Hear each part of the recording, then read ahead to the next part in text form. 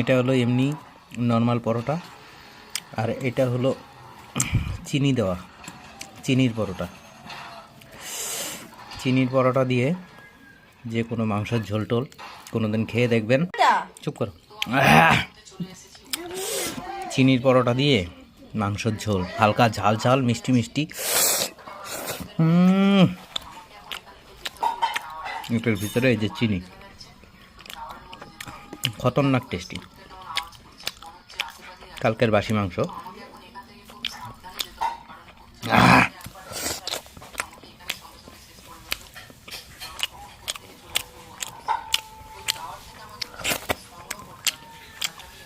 এটা নর্মাল পরোটা, চিনি ছাড়া।